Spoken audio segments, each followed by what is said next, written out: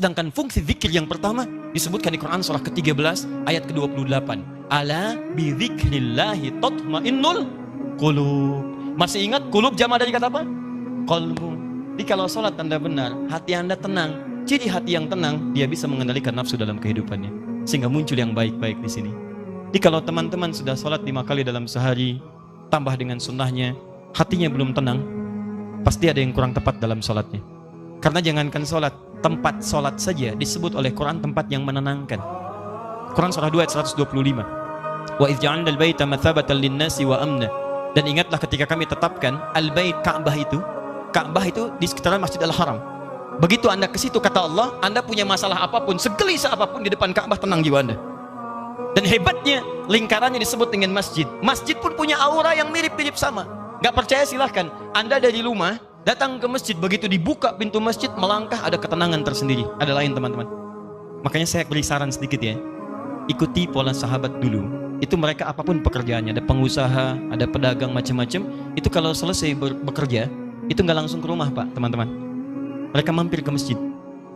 Begitu keluar dari masjid, yang dibawa itu aura masjid. Dia nyampe rumah itu bukan aura pekerjaan. Kadang-kadang kalau Anda dari pekerjaan ke rumah, itu yang dibawa tuh bayangan pekerjaan, menumpuk macam-macam, sehingga kadang-kadang banyak kegelisahan. Coba mampir, begitu keluar sudah ada ketenangan dalam jiwa. Enak, tenang. Saking tenangnya masuk, sholat 2 rakaat, lebih tenang lagi. Duduk, atasnya AC, tidur aja gitu kan. Paham ya? Satu. Jadi cari semua bentuk hubungan dengan Allah, itu akan menguatkan jiwa Anda. Di antara kalimat zikir nanti turunkan, ada sholat, ada baca Quran. Makanya kalau nggak percaya silahkan, Anda sedang gelisah, buka Quran, sudah. Nggak mahal kok, buka mushaf, baca Quran, seketika tenang. Habis itu gelisah lagi. Ya. Kenapa? Belum selesai, baca lagi, minta sampai tenang jiwa Anda. Doa, Quran surah 7 ayat 205, wadhkur rabbaka fi nafsik, doa disebut dengan zikir. Makanya kalau sedang gelisah jangan mengeluh. Nggak ada ayat tentang keluhan. Kalau ada ayat tentang keluhan di Quran, insya Allah saya jadi orang pertama yang mengeluh. Nggak ada teman-teman. Bahkan binatang pun tidak mengeluh dalam kehidupan. Kerjakan. Semut nggak ngeluh. Silahkan cek. Kera tidak mengeluh. Ayam tidak mengeluh. Cek. Nih lihat. Ini ada wajan. Ini ada cacing sini. Di bawahnya kita kasih api di sini. Maka cacing akan bergerak-gerak. Pindah dia kan? Baik. Kenapa dia bergerak?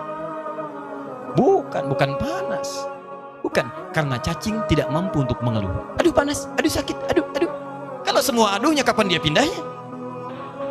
Coba pernah dengar? Coba kalau nggak percaya panaskan. Dengar nggak kalimat aduh, nggak ada.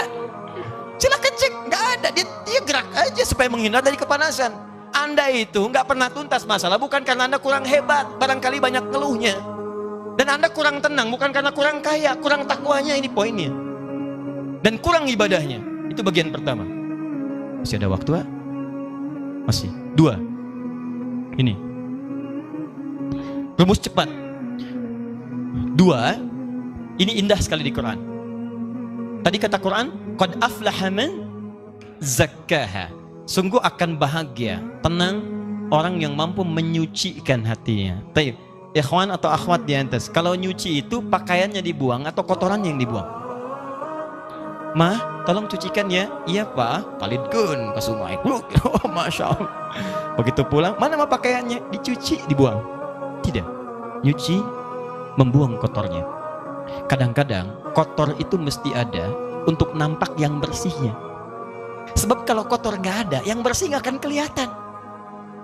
Allah ciptakan marah bukan untuk menjadikan Anda pemarah, tapi supaya sabarnya muncul. Sebab kalau nggak ada marah, nggak akan ada sabar. Kan mustahil ujuk-ujuk tiba-tiba datang kepada saya. Nggak ada hujan, nggak ada angin, nggak ada masalah, tiba-tiba sabar Ustadz, sabar. Saya cuma tanya, sehat? Ya. Karena mustahil teman-teman. Mustahil ada kejujuran kalau tidak diciptakan lawannya dusta. Kalau nggak ada dusta, bagaimana bisa mengukur jujur? Jadi caranya bagaimana kata Quran? Ketika Anda mendapati semua ini dalam kehidupan, tidak diciptakan ini kecuali untuk diketahui lawannya. Jadi kalau Anda menemukan sesuatu yang tidak baik, yang bersumber dari nafsu, cepat langsung cari lawannya di takwa untuk menyelesaikan itu semua. Karena itu tidak dimunculkan kecuali melatih Anda untuk mendapatkan sifat takwanya. Contoh prakteknya. Ibu, halo? Suami pulang dari kantor, tiba-tiba marah. Marah saat dititipkan pada suami, hakikatnya isyarat Quran bukan ingin menjadikan suami pemarah, bukan. Tapi dititipkan marah pada suami supaya sabar di ibu itu muncul. Sebab di depan itu banyak persoalan yang membutuhkan sabar yang lebih. Kalau pada yang ini aja nggak bisa sabar, bagaimana mengatasi yang di depan? Diberikan kesabaran itu. Dititipkan marah pada suami bukan untuk menjadikan suami pemarah. Jadi kalau suami pulang marah misalnya, maka lihat cara bacanya. Berarti ibu dituntut untuk menghadirkan kesabaran. Allah sedang ingin memunculkan sifat takwa pada diri ibu dalam bentuk sabar. Ibu ingin dekat dengan Allah? Ingin. Baik, sekali lagi ingin dekat dengan Allah? Kunci dekat dengan Allah, sabar. Innallaha ma'as sabirin. Quran surah kedua ayat 153. Allah dekat dengan orang-orang sabar. Ibu ingin masuk surga? Kunci masuk surga, sabar. Quran surah 13 ayat ke-28. Kalimat malaikat pertama menyambut orang ahli surga, salamun alaikum bima sabartum. Selamat, Anda bisa masuk surga karena sabar. Jadi kalau ada suami marah, datang ke rumah, berbahagialah bu. Kenapa? Karena pada saat itu ibu dititipkan oleh Allah, langsung cari lawannya. Mama, alhamdulillah, sabar. Ya Pak, Masya Allah. Ini kadang-kadang tertukar. Suami marah, ibu lebih galak. Masya Allah. Mama, kenapa Pak? Mama kenapa? Papa kenapa? Mama gak tahu kalau Papa ini matahari, pemimpin. Papa gak tahu kalau Mama bulan. Dengan kekuatan bulan, aku menghukummu. Ada repot. Gak nyambung. Gak beres-beres kalau begitu. Sama. Jadi sebenarnya nggak susah. Kalau Anda menemukan yang kotor dari nafsu, cepat cari lawannya yang baik.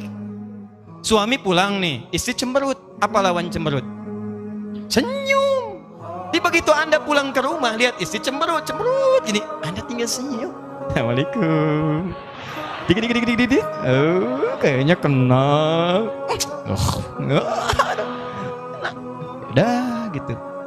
Ya, cuman memang teorinya mudah, prakteknya tidak sederhana itu. Betul. Ustadz juga sama. Makanya jarang ada ustadz ceramah bawa istrinya, jarang itu. Jarang sekali. Ini live ya. Kita selesaikan di rumah.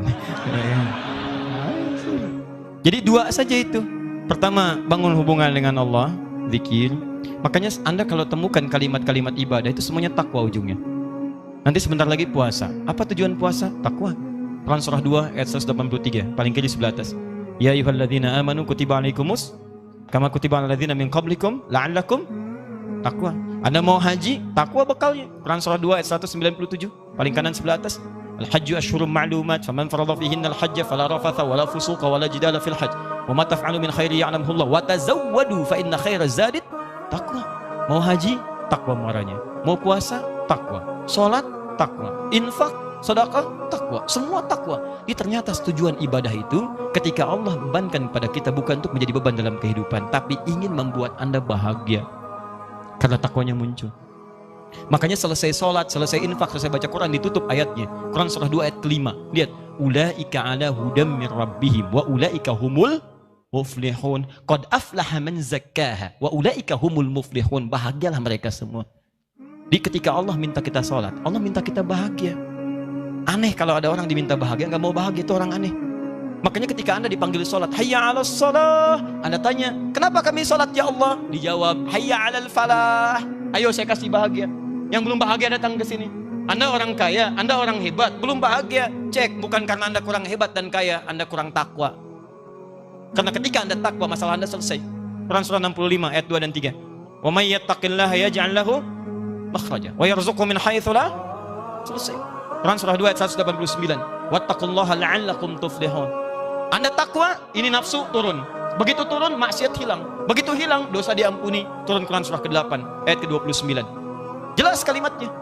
Wa may yattaqillaha yukaffir anhu sayyiati. Siapa yang meningkatkan takwanya, maka keburukannya kami akan hilangkan. Hapus. Lihat contohnya. Anda berbuat maksiat, naktar sauda, seperti tinta begini.